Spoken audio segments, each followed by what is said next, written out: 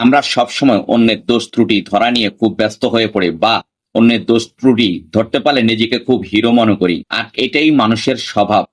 আমরা সবসময় আয়নায় নিজের মুখ দেখি, কিন্তু আমাদের চোখ থাকে অন্যের দিকে। আমরা অন্যের ভুল খুব সহজেই ধরতে পারি, কিন্তু নিজেদের ভুল দেখতে চাই না। এখন কথা হচ্ছে যে আমরা অন্যের ভুল ধরতে পারি, কিন্তু নিজের ভুল কেন ধরতে পারি না? আর এই প্রবৃত্তির কিছু কারণ রয়েছে। যেমন নাম্বার 1 হচ্ছে অহংকার। আমরা সবসময় মনে করি আমরা যা কিছু জানি বা যা কিছু করি সবকিছুই সঠিক এবং আমরা তা ঠিকঠাক মতো করছি।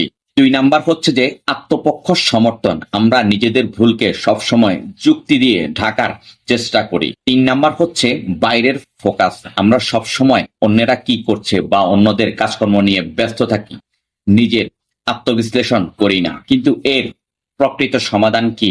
নাম্বার 1 হচ্ছে নিজেকে আয়নার সামনে দাঁড় করান, প্রতিদিন নিজের কাজ বিশ্লেষণ করুন। 2 নাম্বার হচ্ছে নিরপেক্ষ চিন্তা করুন।